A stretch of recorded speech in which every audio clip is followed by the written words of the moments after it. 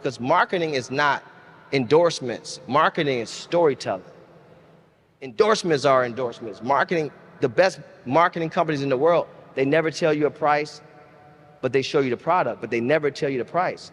Honda's gonna say, this is the Civic, 2023, with leather, it costs you $36,000.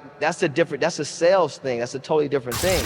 All right. So I wanna start with Mr. Bridgeman. So it's crazy because when we first started Earn Your Leisure, I told your story and I wanna retell it. Correct me if I'm wrong. You played in the NBA years ago, right? And you never made like maximum amount of money, couple $100,000. But during the off seasons of your career, you worked in a Wendy's. People might have thought that it's kind of odd that an NBA player is working in Wendy's, but you were working in Wendy's to learn the business. After you were done playing, you purchased a Wendy's franchise, and you grew into the largest franchisee owner of Wendy's and Chili's in the world, I believe, right? He said, yes, keep going. Keep going. And amassed a fortune of over $600 million in the process, and then sold his portfolio of fast food franchises and purchased the Coca-Cola bottling distribution centers for Canada, right? And then also purchased Ebony magazine and just the whole thing. So it's a very interesting story and something that like we covered. So did I do it justice? You did. Yeah, okay. He's also the king of Louisville. His real estate portfolio is incredible. What else did we miss? Proud father. Yeah. I didn't quite get the question or what you said. I was saying, did we miss anything? Oh, no, that pretty much sums it up. The only thing that I got to get out there, sit next to this gentleman right here who handles all of these players they make a little bit of money nowadays. But when I came into the league, the total salary for 12 ball players and 3 coaches, total salary for 15 people when I came into the NBA was $1.8 million. So you divide that up, and when I left the league, I made the most money that I made my last year, and that was $350,000. And that's a lot of money. There's no question about that. But when you talk about taxes and family that needs money and all of that, I left the league knowing that I would have to have a job doing something else. And I worked, as you mentioned, Wendy's, but I also worked for an insurance company, and I worked at Howard Johnson's in the off season. I actually went back to law school for 4 summers, and you can't get a law degree in 4 summers, so don't try that. But just trying to figure out what I wanted to do. And the only reason I stayed with Wendy's was I figured I'd hire somebody to run it, and they could make money for me while I figured out what I was going to do in life after basketball. And I got an offer from the Milwaukee Bucks to be an assistant general manager, making $50,000 a year. But as attractive as that might have been at that time, I wanted to see what I could do myself. I wanted to see what I could grow. I didn't want to have somebody telling me I need to be at work at 8:30 and I couldn't get off until 5 o'clock. And so that's why I got involved with Wendy's. I figured food, people always need to eat, so we'll see how that develops, how that goes. Hold on, let me just follow up. So how were you able to scale that Wendy's business to become the #1 franchise owner in the world? Well, we started off like most companies at that time. If you're black and you're going to get involved, they're going to put you in the black area of town. And so it was no different. We started in Milwaukee because I spent all those years there with 5 stores in the inner city of Milwaukee. And they were not very good restaurants, but I figured if we worked at it, you could turn things around. And I'll tell you, the average volume of those 5 restaurants was only $600,000 a year. And you're not making any money at that volume. Today, those restaurants, and my son runs them, so we still have a lot of them, but they do over $2 million in sales. And how do you do that? By getting involved with the people and letting the people know that you care about them. Now, how do you do that? Back at that time in Milwaukee, if you got stopped for any traffic violation, they took you to jail. It was a crazy law that I'm glad they've changed, but where was all of our people at? They were in jail. So we were bailing people out every day, and I could take you through other things that we did to help show people that we cared about them. And once they realized that we cared about them, then they cared about the business, and they cared about us, and we grew. And as we grew and added more stores, we were able to promote people from a general manager to a district manager to an area operations person. And after a while, we had a whole lot of people making over $100,000 a year. And you would say, you know, how did that happen? And it was in what I would call a real American dream. You could come go to work if you had just natural common sense and you were willing to work hard, you could make a good living for yourself. And we had people that went on from there and became franchisees on their own. So turn around, and it was a matter of helping people. And then one day I looked up and we had 275 Wendy's restaurants. And then I turned around and we had 125 Chili's restaurants. And then we had 500 restaurants, you know, and 25,000 people working for us. So Scaling looks likely. My brother Rich, first, congratulations, Klutch Sports, 10 years in business. It's interesting, I'm listening to Junior speak, and he was thinking he had to get a job after the season was over. And your job is to make sure that the guys are doing stuff that are productive outside of basketball when their seasons are over, and in addition to their contracts. But I want to congratulate you. I want to run up some numbers, all right? Anthony Davis, a client, 3 years, $186 million. Draymond Green, 4 years, $100 million. Fred VanVleet, 3 years, $128 million. Jeremy Grant, 5 years, $160 million. DeJounte Murray, 4 years, $120 million. Oh, and Jalen Hurts, 5 years, $255 million. My brother, you've had a great summer. Can he come back and represent me? We'll negotiate it. You've had an amazing summer, $2 billion in contracts, but I know it's not Make some noise for that. $2 billion in contracts. #1 agent, sports agency, owned by a black man. Owned by a black man, that's a fact. But it's bigger than money with you. It's more about the education. I want you to talk about that because we can see what happens if you're doing something outside of the field. Yeah. First, I want to start off by saying I really appreciate this room. It's a really beautiful room. So thank you guys for showing up and wanting to hear us talk. Yeah, I think I had a great summer. You know, there was some in there. Quentin Williams, you know, signed a $100 million deal. But I said this, and I'll say it again. And this is how life come around in full circle. Ironically, out of all those numbers you name, the most important deal I did this summer was for a kid named Chris Livingston. And he was the last pick in the draft this year. He was the 58th pick in the draft to the Milwaukee Bucks. And the reason why I felt that that was the most important is because I think people underestimate how important it is to just have a start in something. People really underestimate that.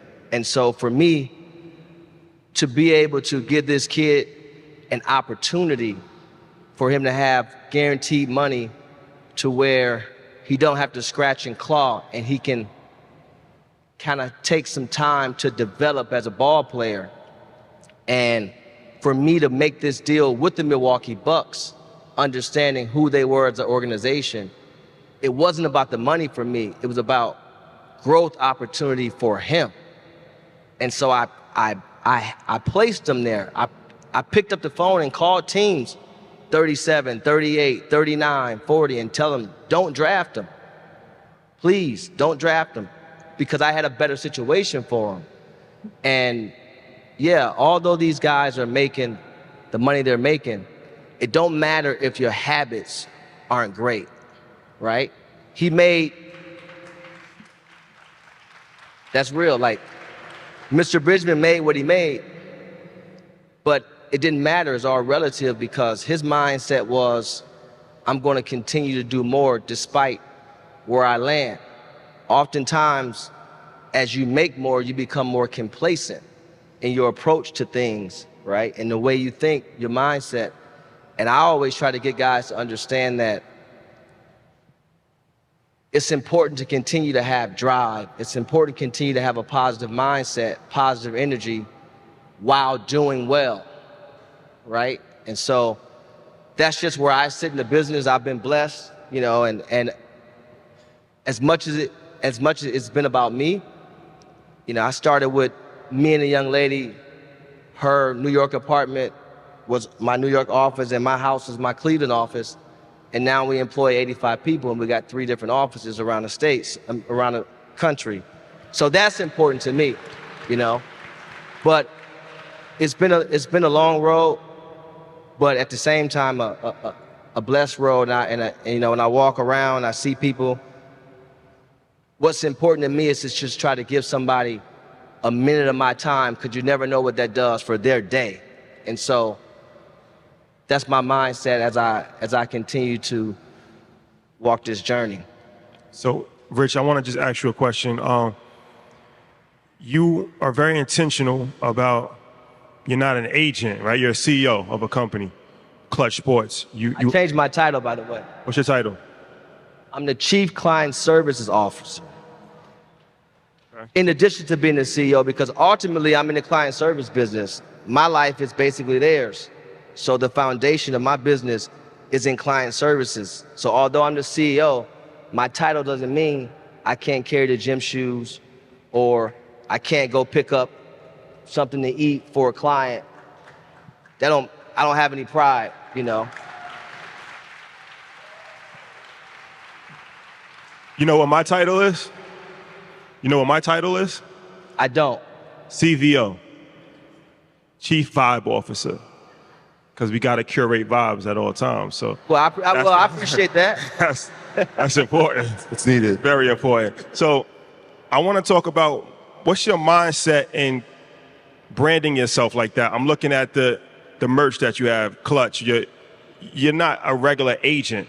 You've looked at yourself as a business owner with different verticals, and I don't think any other agent has really done that. So what was your thought process? And that's a valuable lesson for anybody that's in business, to like not pigeonhole yourself into one thing and always think bigger. Well, my initial thought process was to not make it about me, right? So when I was naming the company, I wanted to name it something that could actually grow legs. If I name it Rich Paul Sports, now, you know, there's a ceiling there. But by naming it Klutch, I can diversify my portfolio, right? All I had to do was really build the brand and build that awareness. Today, it has a global awareness. So I'm continuing to create verticals. So as you see what I wear today, this is Klutch, the apparel brand, and I partnered with New Balance basically because I felt like they were the best partner for me going forward, where there would be the most growth opportunity. And my mindset behind doing this, as much as it was, I was a kid, I love sports, I love fashion, and that's something I always wanted to do. I also understood how hard it was for somebody that looks like me to get an opportunity at the major brands that we excessively spend our dollars from a disposable income perspective, but there's no reciprocity. None of these people in here can really actually get a job at the competitors, right? At a Nike, at Adidas. And when I say that, I'm saying there may be a few, but there's no pathway. There's a ton of designers in here. There's a ton of marketing curators in here. There's a ton of creative, innovative people in here. And I'm sure they got a closet full of, I don't know how many different brands, but where's the reciprocity as it pertains to come back to our neighborhoods and our communities? And so I want to build a company in which, as you go out and support this brand, just understand that it's being built to support your kids and your kids' kids down the road. That's my vision. And if I'm able to do that, that's the real way for me paying it forward. Mr. Bridgeman, there's this saying that wealth is quiet. And when we talk about wealth inside of NBA players, most people think Jordan, they think Shaq, they think LeBron, but they never think of you inside of that wealth conversation when it comes to NBA players. What do you say about being laser focused on the goal of helping people, adding value, and having money as the byproduct? It's the byproduct of the value you add. Well, one thing I would say, which, growing up in the Baptist church, and they sing a song that if you don't help someone along the way, then your living is in vain. And that's really what it's all about. Some people, well, the first thing I would say is, speaking for myself, I don't believe I'm any smarter than anybody in the room like that. And probably, as said earlier by Robert Smith and Steve, you probably, a lot of the people in the room are much farther ahead than where I was at your age. And I had to go learn a lot of things. I remember I got a restaurant, I didn't know what a P&L was. I had never had to worry about a P&L. So I had this accountant that I had for all these years. Well, I spent a lot of time in his office asking question after question after question, learning about what makes up a P&L, what's amortization, what's depreciation. I did the same thing with the attorney. I had paid him all these years when I was playing, just trying to get the knowledge. And then once I got to a certain point, I thought back to that time when I said, well, if you're not helping anybody, what are you really doing? And I think a lot of us we look at what we can acquire now, what business we'd like to have now. We don't think generationally. And I think for a lot of us, the Chinese saying is they plan for 100 years.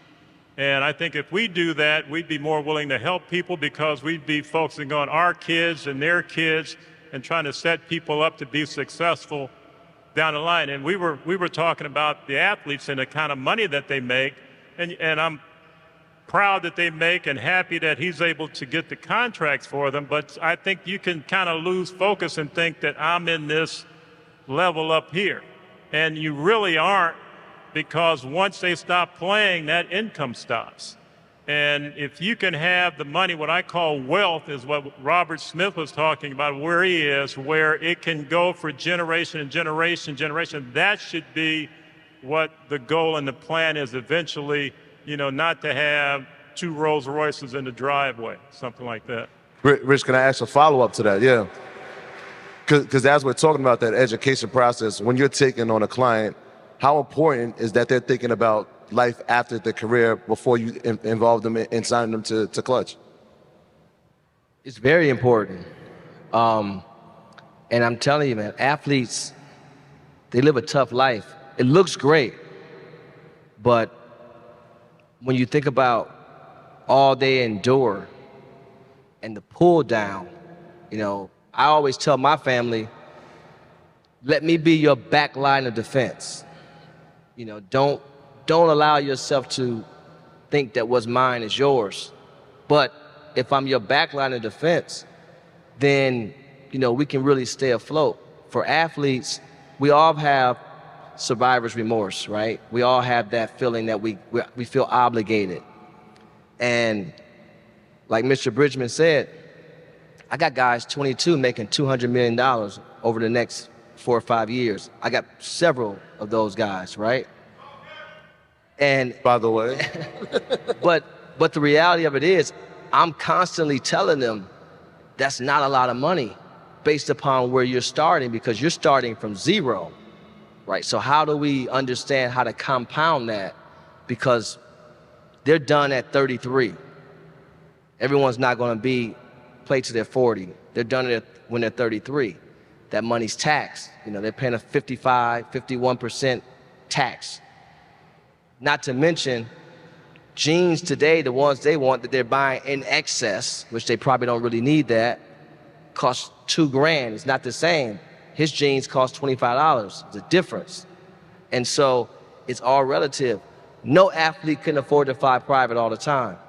Yet we see so many athletes on their Instagram flying private.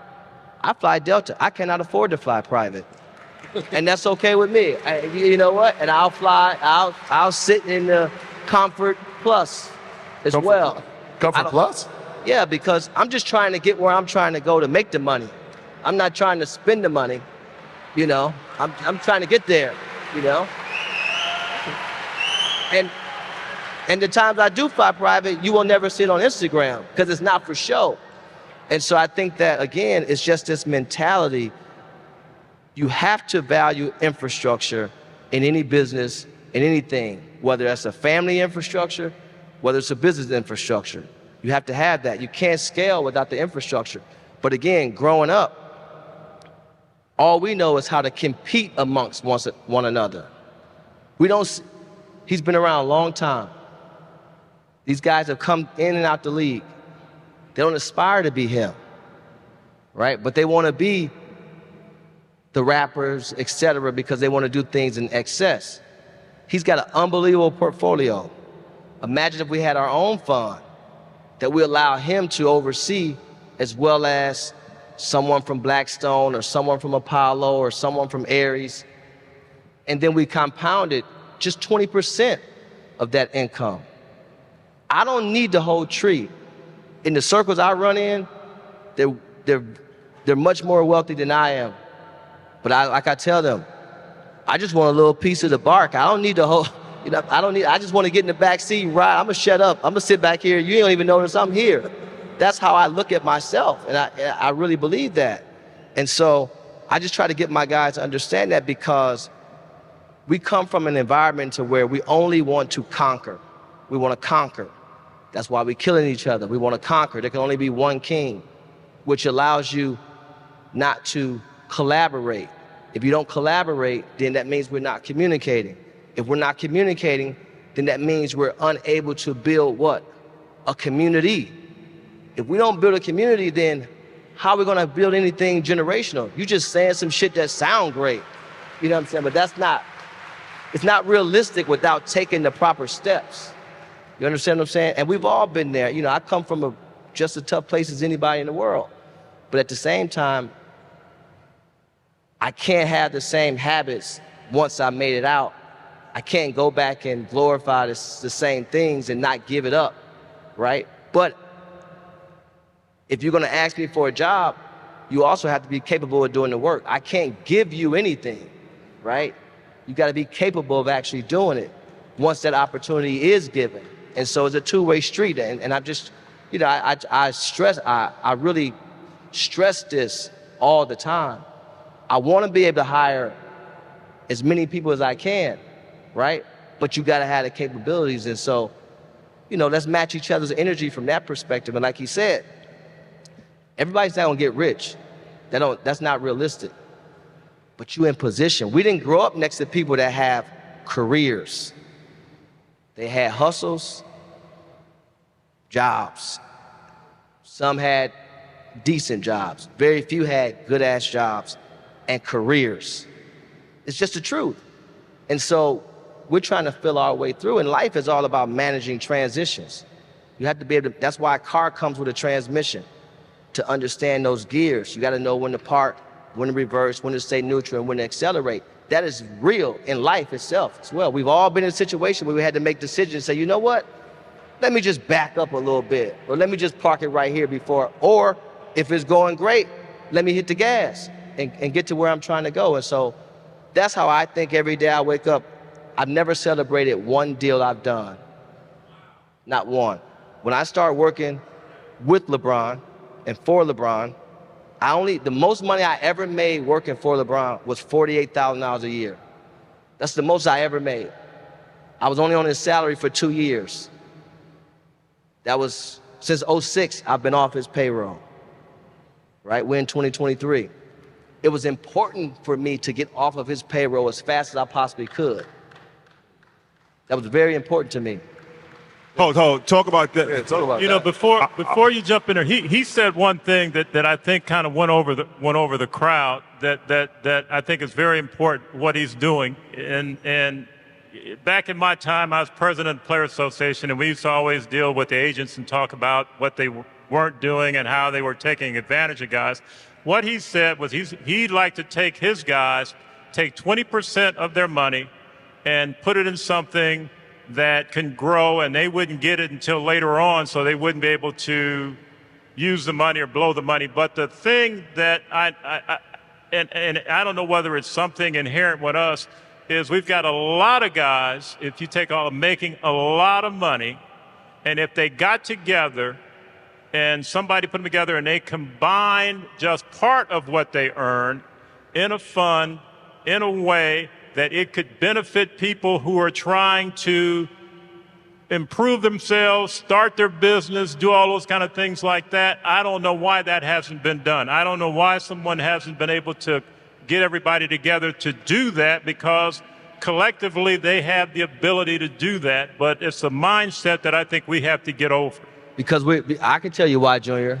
I can tell you why. It hasn't been done because society has conditioned us to always try to outdo. So because we're always trying to outdo one another, if you start a production company, then I want to start one too. Instead of me saying, okay, well, let's do it together. I don't have to have the same ownership of it, but let's just do it together, because unify is a lot more we can do. If David Geffen and Jeffrey Katzenberg and Steven Spielberg can start DreamWorks, what the hell makes you think that you can't? And they didn't start it when they were broke. They were already well off, very wealthy when they did that. But that's a different mindset, right? When we're in these clubs, everybody's competing with how many sparklers, how many bottles I got coming. And that's cool, enjoy the life. But in order for you to do that, we also gotta make sure that we're doing the other thing. What's most important was really allowing us to buy those bottles, right? Because I'm not saying don't enjoy, I'm not a Debbie Downer. I'm not saying don't enjoy it, because I definitely enjoy mine, the fruits of my hard labor. But I'm just saying it's just so important, because if we're able to do that, then that's not necessarily putting a dent in the kitty from that perspective. That's just us enjoying having a great time. Actually, if you're doing it the right way, you actually budget for your vacation like that. Every year, I know exactly how much I'm gonna spend on vacation every year. If you're doing it the right way, that's how it really is supposed to be done. But it's just this competitive thing. We're conditioned. But yet and still, if you go to the Sun Valley Conference, those are all the biggest companies and top executives in the world who are competitors in the marketplace, but at this particular conference, they're sharing information. But yet we get in the club and don't speak to each other. Well, how does this even make sense? It doesn't. It does not make sense. So That's how. And that's one of the reasons why we created InvestFest, right? Where it was like, just for that, we can get 20,000 people here and have a vendor marketplace and have it. And one aspect is people learning from people like yourself, but I think the most beneficial aspect is people that are networking with each other outside and in the vendor marketplace and afterwards, because the relationships is ultimately going to take you the furthest in life. So, but Mr. Bridgeman, I wanted to ask you a question. You had a very impressive portfolio of restaurants, obviously, over 500, and, was extremely, extremely wealthy and extremely successful, and had, a mastery of that. What is your thought process in liquidating your portfolio and going into something totally different? How does that work? And most people would be extremely scared to do that, right? Like, why did you do that, and what was the inner workings of doing that? Well, I talk about generational wealth, and what I did was separated the restaurant business that we still have. I separated the Coca-Cola business and even Ebony and Jet, put them all in let's call it a trust, because that's what it is, and that's for the kids. That's something you know, and we haven't talked about getting involved in Coca-Cola here in Atlanta, but, you know, why'd you do that? Because when I looked around at the people that were bottlers, and there's not a lot of them, there's only 64 in the whole United States, but there were people that were fourth and fifth generation, people that have been doing that for over 100 years. And I won't tell you how much money you make on a bottle of soda, so you don't need to know that. But anyway, so I separated that for them generationally. That's something that can be passed down and down and down. And everything else that I look at is over here. So if there's a risk, or you're taking a risk, or you're investing in something, or helping somebody do something, it has no effect on where you are today. And so that's what I'll do in helping somebody, or saying that this makes sense. It'll all come out over on this side, not over on that side. Can I just have a follow-up for Rich? You said something that was extremely insightful with the car analogy. That's pretty ill. Like, know when to park, know when to accelerate, know when to cruise. That's pretty good information. But you said something that was key. You said you wanted to get off of LeBron's payroll as soon as possible. And, you know, people create their own narratives, but a lot of people might say, well, it's easy for him to become the number one agent because LeBron, right? LeBron's his guy. But I know you always... It's actually harder. Go ahead. So talk about that, and talk about why it was essential for you to get off of his payroll, and why it's essential for you to not be in that type of role. Well, it was essential, number one, because prior to, I've always been someone who had a pretty entrepreneurial spirit, right? My dad was a store owner. We made our money selling beer, wine, and cigarettes. You know, I grew up playing people lottery numbers at 7 and 8 years of age, right? I learned about marketing by selling Now and Laters and Jolly Joes and Cherry Clans, and, you know, that's how by what you came and bought in the store, this is how I learned about supply and demand. So when my dad would send us back to the wholesale store, he would sit in the car and let me go in and pick the candy. I couldn't pick the candy that I wanted. I had to pick the candy that the people would buy, because that's how we made our money. And so through that, I learned customer service and the importance of customer service, right? Because the community is the job. We got to make sure that we take care of the community. And so that allowed me to have that mindset. But to answer your question, LeBron wasn't obligated to do anything for me or anybody else. The only person he was actually obligated to do something for was Gloria James. That's his mother, right? I was so happy that I wasn't his brother, like blood brother, because at that point, there's a guilt that comes into play, right? And if I screw up, can you really fire your brother, right? You know, and so for me, once I got my opportunity, and when I got the call, when my mother called me and said, you have a check in the mail, and when you guys read my book, some of this is in there, but when my mother called me and said, you have a check in the mail, I wasn't expecting that. I didn't even know how to really read a check. My mother showed me how to do so. But when I called and asked what my job was, he said he didn't know. He said, I actually don't have a position for you at all. I don't have one, and I don't know when I'm gonna get one. So now I got two choices. I'm definitely not a yes man, and I love to shop, so I like to go I can't wait on you to go to the mall for when I get to go to the mall. That's not gonna ever happen. So because of that, I did the things that I created value.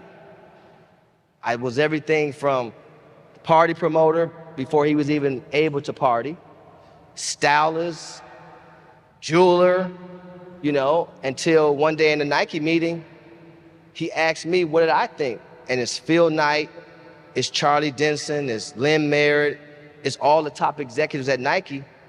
And now I'm saying, well, I'm not guessing here. This is what I know, because I've had every shoe that ever came out since 1989, whatever it was.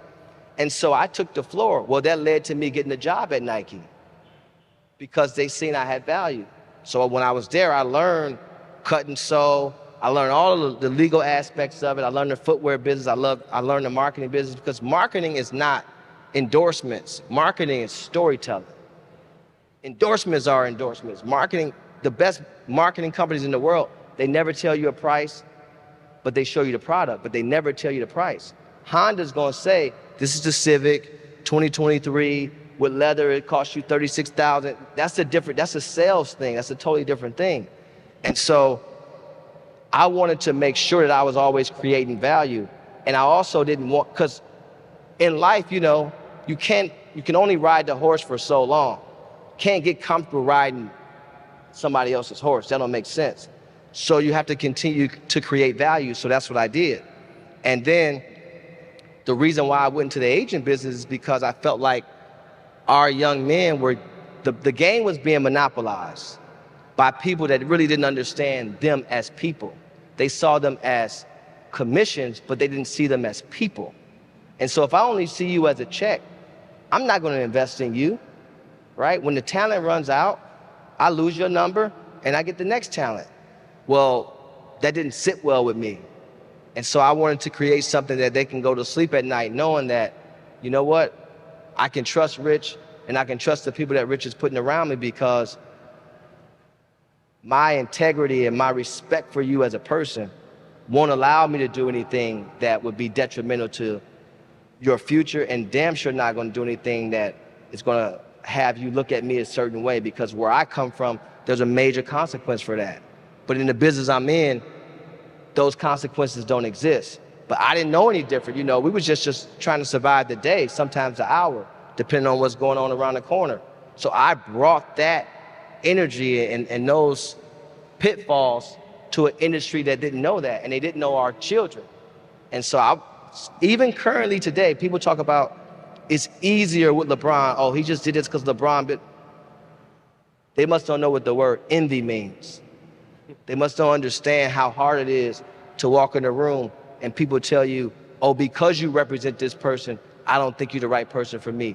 Even though he's built this big portfolio, and I have a ton of other guys that's built great portfolios as well and done well. But for some reason, it's just hard for people to do business with people that look like, I'm not gonna say for people, I'm gonna say it's hard for our people to do business with our people at a high level and respect them and not cheat them and not try to say, I gave you the opportunity, so you should work for free. No, I gave you the opportunity, you're doing a great job, I'm gonna pay you what you deserve. And I talk to my guys about this all the time. And for anybody else out there, if somebody out there is doing something for you, I don't care if they're your sister, cousin, I don't care if they're on a drug, I don't care about any of that. How you treat people matters. It just really does. And I wanna pay you top dollar. I wanna pay you more, right? Because when we go to Van Cleef and Louis and Chanel, they're not giving us no discount, and we're not asking for one. We want you to know how much we paid for it. So when when I come to you with my labor to wash your car, and I've washed it and you had the juice in the cup holder and all this stuff, but you want to, and you don't even want to tip me. Well, that don't work. You get what I'm saying? And so I instill that in my clients from day one. When we go to a restaurant, I pay attention. I watch how they call a waiter or a waitress. Ain't no, hey, yo, no, excuse me, can I have, thank you. And then when that bill comes, we're gonna make sure they get 25%.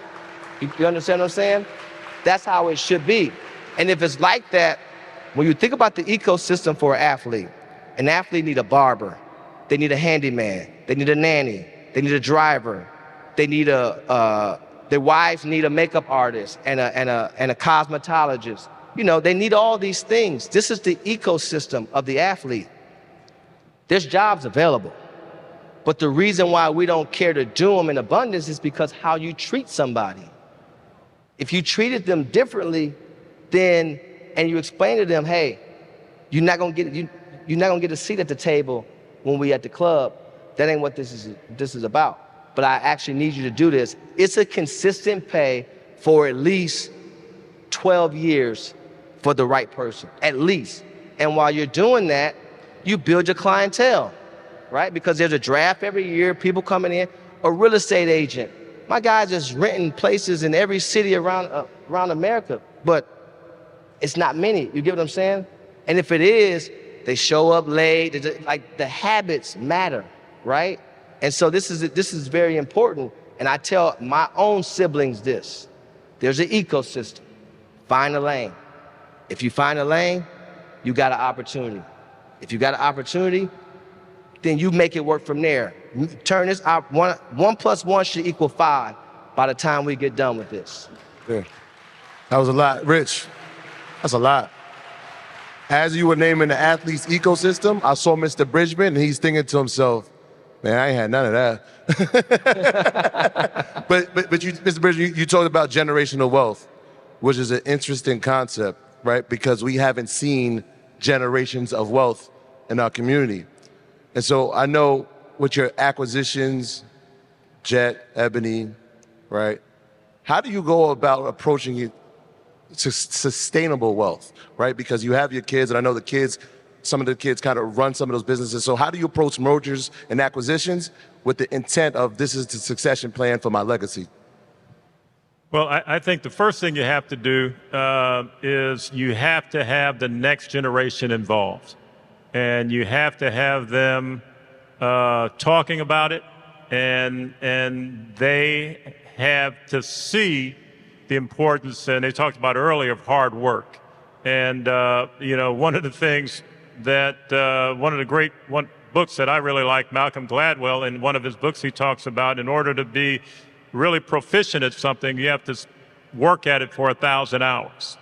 And I thought about that, and I thought, well, I put in over 10,000 hours playing basketball before I got to the pros. And so when I got into the restaurant business, what makes me think that I should be good at it without putting the work in? And I think a lot of times, and I see this with athletes, they think because I got to be a great player that I should go in as the CEO or the executive vice president without putting the work in. So that's the first thing I stress to my kids is you have to understand, and I have 3 kids, and all of them had to go to college, they all had to get an MBA, and they all had to go to work for somebody else before they got involved with what we were doing. And they didn't have to come to work, it was their decision if they wanted to come get involved with what we're doing.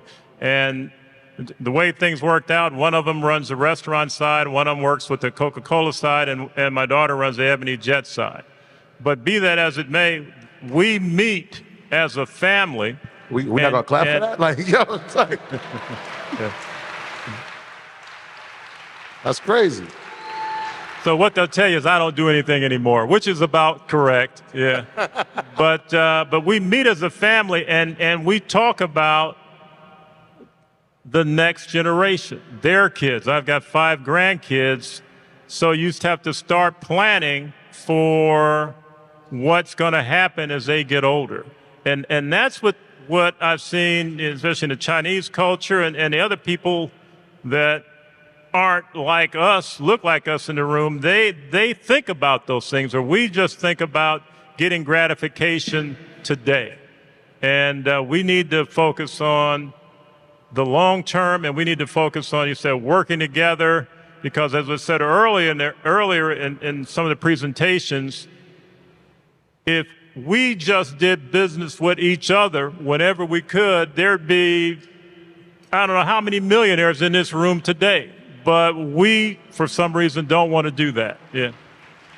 So, Rich, I want to ask you about your collaboration and partnership with UTA. We have a great relationship with UTA, and I know that was something that was done a few years ago. So what's your thought process in doing that, and how does the dynamics of that relationship, unfold into what it is today? Well, I had 2 choices. I wasn't, I owned all my business. I wasn't looking for a partner. But what was happening was the athletes' desires was changing. And so I didn't want to be somebody that's just, trying to figure it out in a cookie cutter way.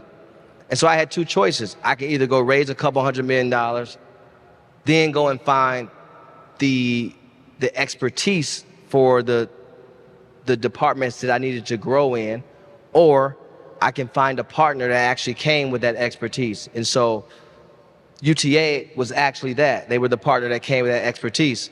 And so I was just trying to do what was best for the clients. Like for me, I'm always thinking about, I don't want to be the agency of yesterday. I don't want to be too happy about what's happening today. I'm really trying to build the agency of tomorrow and figure out what that looks like.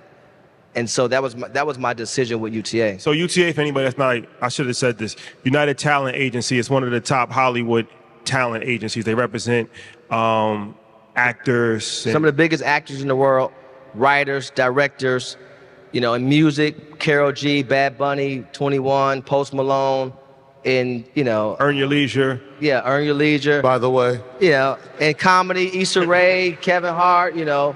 And a ton of others, right? Timothy Chalamet, Jonas, you know, it's a lot of people.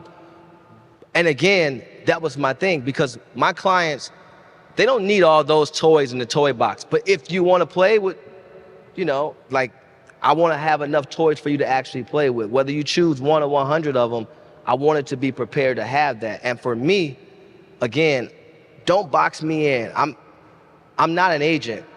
I'm what I would say, I'm a innovator that have agent capabilities. And so I never wanted to be boxed into just being an agent, although I don't plan on stopping anytime soon, even though they want to push me out to be an owner of a team. But I have no desire to own a team at all. I don't have enough money to own a team, and I don't like to front. So with that being said, I just wanted to continue to grow, and it was really about the athlete and their families.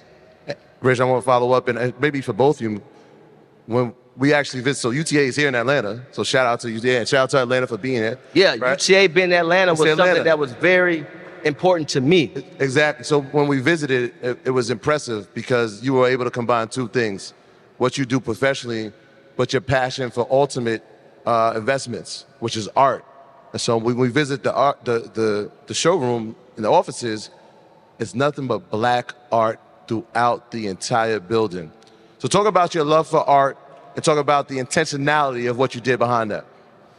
Yeah, so I'm on the board of LACMA, and I'm on the acquisition committee with Elaine Wynn, and I'm on the education committee, because I wish that I actually paid attention in art class instead of playing tunk or falling asleep, you know. But today, I wish that kids understood the importance of art back then. And I wish I knew who Kerry James Marshall was, and who Sam Gilliam was, and you know, and who Barkley Hendricks was back then. Today I own some Atlanta artists, you know, Alfred Conte is an artist I own, and I own over 100 works. But if you go across the Atlanta office or the LA office, there's a ton of African-American artists, both figurative and abstract. And I teach my kids today, and my clients, as they come into the league, one of the things I do is I take them around to these museums and these galleries to help them better understand that there's more areas to park your finances in than just clothes and shoes and cars, because all those are depreciating assets, right? You don't need 60 pair of jeans, although we all had them, but you don't need that. And so I get them to invest. You know, I have one of my favorite pieces I have is an Ernie Barnes piece that I couldn't tell you when I bought it what price it was, and I'm not looking to sell. I'm just saying. And so I get my clients to, a lot of my clients are into art now. A lot of them are into different investments. And so it's one player at a time, but it's happening. And so the earlier we can do that, the better. So I just try to continue educate. I don't know it all. I don't pretend to know it all, but I just try to and Mr. Bridgeman don't know, I'm gonna have a standing call with him once a month going forward, because I got to pick his brain. I'm gonna be on him like a cheap suit. That's what he this gonna is have about. no idea, you know? But it's just important. It is important. And so if you guys want to get into other things, you know, I tell my guys, when you're on the road, you're in Detroit, when you're in San Francisco, when you're in New York, Chicago, all these places have galleries and all these places have museums. Don't spend all your time at a hookah bar. Don't spend all your time playing a Call of Duty in your room. Get out and go to these galleries and spend some time there and learn some things. We thank you, Rich. And see, I'm only about 40 years too late because we didn't have anybody like him when I was coming up. And so you kind of get to appreciate art. And anytime anybody comes in our office today, I take them down a hallway and say, I want to show you this. And what is it? There's four, not quite murals, but and there are four paintings done by Nelson Mandela. And he drew them when he was in prison. And there's various pictures of parts of the prison that he was in. And then underneath it is the actual photo of the prison. And he signed everyone, and they're documented that it was done by him. And I make sure that everybody sees that when they come in. And the other thing that I make sure people see, I have a picture of the Little Rock Nine. I mean, it's a drawing, but it's autographed by each one of the 9 people that were involved in the Little Rock Nine. And wow. Now you can't get that because they're not all alive, but I make sure that everybody see, because the mindset, what that does is just changes the mindset, changes everything when people come in and see that in the office. So, But I'll say this, society didn't teach us that was cool. The same reason why our kids don't play soccer, it wasn't in our schools. We only played the sports that gave us fortune or fame. And so how do we have to regurgitate a lot of things that was built around us, but we can, it's not too late to start.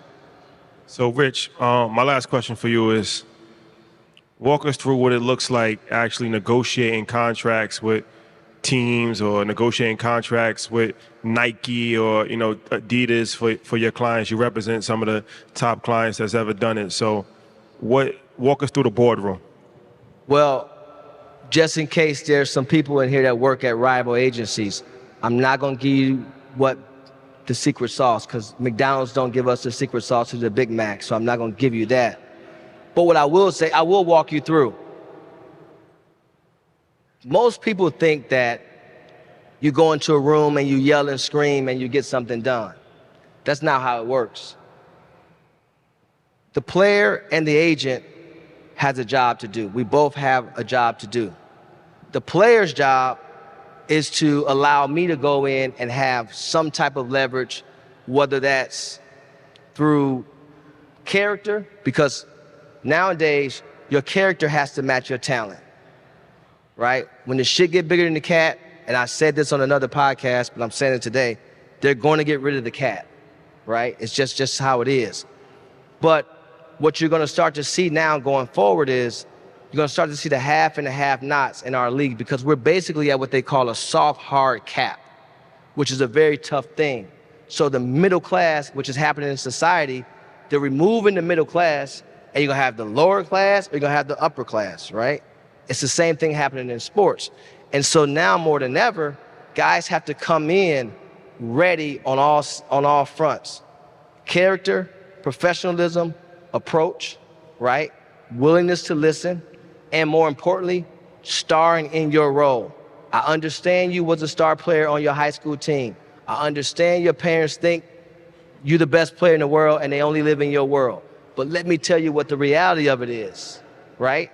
And so now, as I'm going in there, I don't need you to average 25 points to get you 25 points type money, right? Because everybody's situation is different.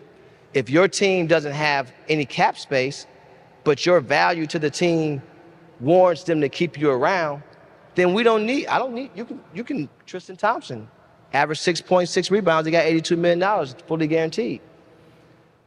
But ultimately, I have to be in a position to where I can show that you have what they call you're gradually getting better over the years. So don't score 25 in year 1, 12 in year 2, and 8 in year 3. Now we're going backwards. But if you score 8, 12, and then 15, and you have great character, great professionalism, great approach, then I put all that in the middle, and now we make the deal, right? And now I have to just, when I first did, well, there's several deals, but I'm also thinking this may be your last deal. So now I have to do what's best for you at all times. I can't do what's best for me, right? And so whether that's me understanding that, okay, I can't sit here and argue about this little item for Darius Garland when I got $193 million guaranteed already, agreed upon. I can't make it about me. It's not about my newspaper clippings. And that goes all the way to a minimum deal, right? And so as I'm going into each negotiation, number one, I'm never telling the player a number, because if I tell you a number, now that number's stuck in your head. If we get there, you're gonna say, okay, I'm good. We may have more room to go. So it takes a lot of planning. I have to educate the families, because there's a thing called friendly fire. So I've had a situation where I've had to move a client out the house, put the for sale sign in the yard, because I want the team to think, oh, not only is he not coming in this arena, he's not even in the city. He's gone. I had to fly down and educate the mom that when the owner's wife called, do not talk about whether you guys are anxious or whether you're excited or if anything comes up about a contract, hey, talk to Rich. I'm just mom. I'm in here frying chicken for the grandkids, whatever the case may be. I don't need you, because, we all have grandmothers. Sunday morning when Granny get out of church, she in that kitchen, no one's allowed in there. You're not allowed in my kitchen when I'm in negotiation. That's just how it works. If you want the best result. I think I can still get 8 points a game. I got you there. I got you there. And the last thing it also takes patience. And the one thing that you can't make a mistake as a player in the NBA or any sport, comparisons are the thief of joy. They just are. You cannot compare yourself to what somebody else got. Somebody's situation is different. And I don't advise you to do this in life as well either. And so when you think about that, I'm able to get things done at a high level if you're able to have poise and patience. A negotiation has no time clock on it. The negotiation starts when we start it, and it ends when you sign on the dotted line. That could be 1 day, that could be 10 days, that could be 100 days, right? And so be patient. We've seen Lamar Jackson this year. He was patient. Jalen Hurts signed his deal. Who came right after him? Lamar Jackson. Why? Because he needed something that allowed him to go in and say, hey, you guys telling me what I'm not? Well, let me tell you what I am. That's us helping each other. And so both of those boys got their money this year. A lot of money, right? That's important. It's $500 million going to 2 young men. That's important. And so, but the families are so important. You have to educate the families, and they have to be willing to allow you to do your job, right? That's why you picked me. Allow me to, because I'm not a tiptoe agent. I don't walk on eggshells, and I'm not going to over-explain myself, especially when I got the receipts. I got all the receipts. I got $4 billion worth of receipts right here, right? Trust the process. Make some noise for Junior Bridgeman and Rich Paul, ladies and gentlemen. Thank you, guys.